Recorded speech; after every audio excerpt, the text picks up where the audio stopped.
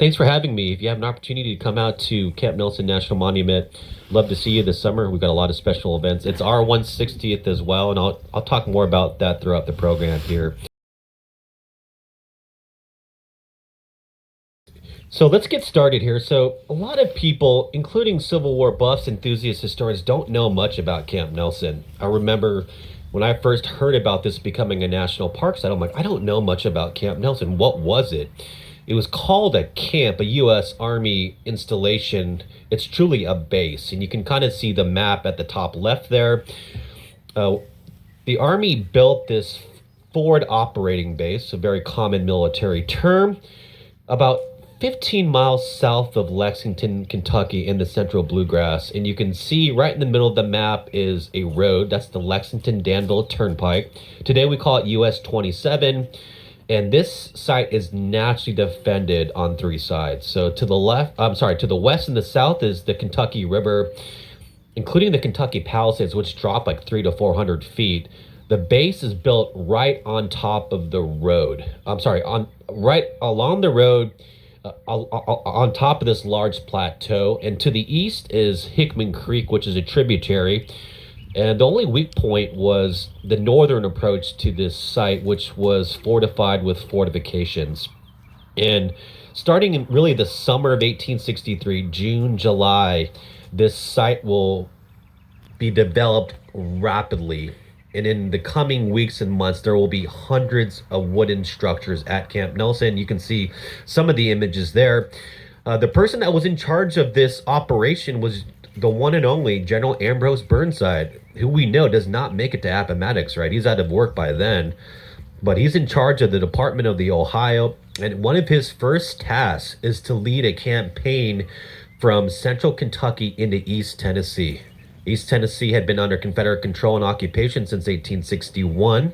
Think about Andrew Johnson, right? The future vice president and president. He's from East Tennessee. And there's a lot of civilian unionists in East Tennessee. So they're calling for this campaign to liberate these civilians that are suffering under occupation.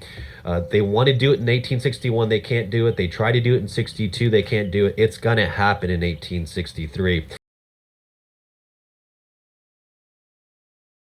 In central Kentucky, during the Civil War, the Hickman-covered bridge, a single-span wooden bridge, was the only crossing over the Kentucky River south of the state capital of Frankfort.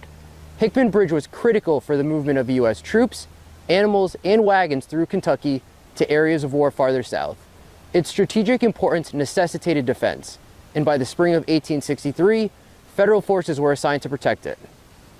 On March 28, 1863, U.S. soldiers commanded by Brigadier General Quincy Gilmore engaged in a firefight with Confederate troops south of the bridge. The Confederates retreated south, and the U.S. forces skirmished with them over the next few days until they withdrew into Tennessee.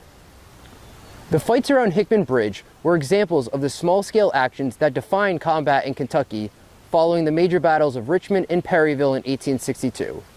The U.S. Army's defense of Hickman Bridge was ensured with the establishment of Camp Nelson on April 29, 1863. The minor clash at the bridge was the only combat that occurred in the area of Camp Nelson during the Civil War. 63, the War Department establishes the Bureau of Colored Troops. And this is where you will see the formation of U.S. colored troop regiments, over 175 of them. The majority will be infantry. There will be heavy artillery. There will be some cavalry as well, and some light artillery as well. And this starts in 63, right? And now the government's going to be in control of organizing, raising, recruiting, and training U.S. colored troops, African-American soldiers led by white officers. And interestingly enough, this does not happen in Kentucky in 1863. Kentucky is a border state. It is a loyal slave state, and it's Lincoln and his administration are very sensitive to Kentucky. Remember, Lincoln's from Kentucky. He understands the culture of Kentucky, and many Kentuckians, or the state of Kentucky, remained neutral really in the summer of 1863. And it was only the fall when they, declared their allegiance to the Union. And many Kentuckians believe that the best way to protect the institution of slavery was to stay in the Union. And so Lincoln understands that. That's why the Emancipation Proclamation does not touch the border states, especially Kentucky. Even when the Emancipation Proclamation came out, many Kentuckians were upset by this because they realized this is an indirect attack on the institution of slavery, and you see this in Burnside's department. The War Department asked Burnside, "Hey, what are your thoughts on recruiting black soldiers in Kentucky, including free blacks?" And he says, "No, you will stir up the hornet's nest in Kentucky amongst loyal Kentuckians, but." The Army or the department is free to organize regiments in Indiana and Ohio.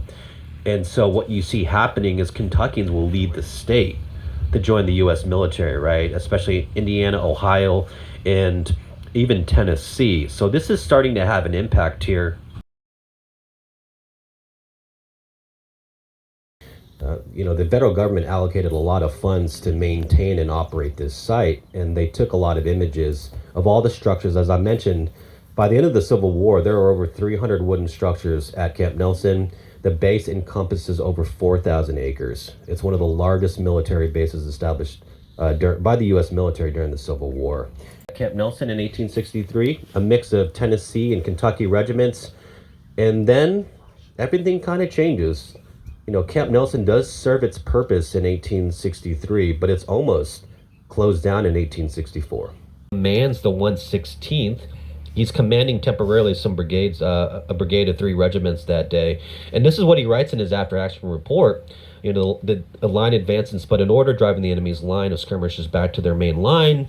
Their whole line receded into a dense wood in the rear, and you can see what happens next.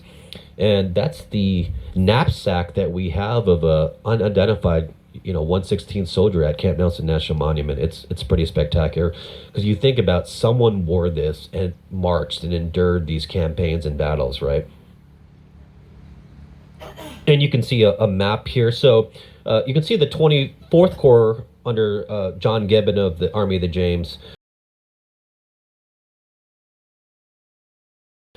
Elements of the 25th Corps, I mentioned these 7 black regiments will be attached to the 24th Corps and will be engaged, including the 116th on the morning of April 9th. And according to one U.S. soldier, and this is perhaps one of my favorite descriptions of Civil War combat during the entire conflict, this is from a U.S. soldier, and he described the reinforcements from the 25th and 25th Corps coming onto the field.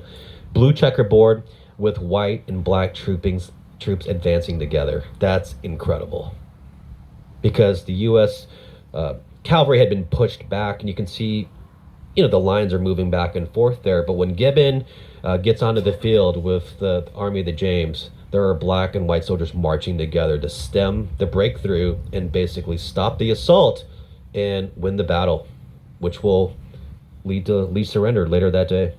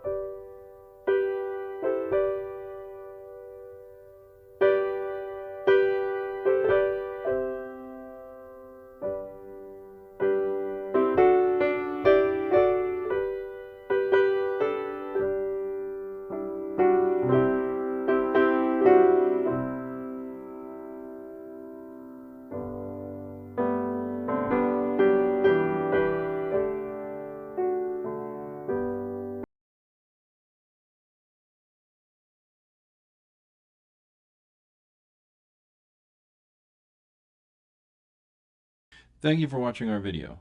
Please remember to like, share, leave a comment, and subscribe. It really helps us grow the channel. Also, if you're looking for more history-related content, then we invite you to head over to our website, americasbesthistory.com. There you'll find hundreds of well-researched articles on a plethora of topics ranging in dates from 1491 to the present day. We upload new articles weekly. Hope to see you there.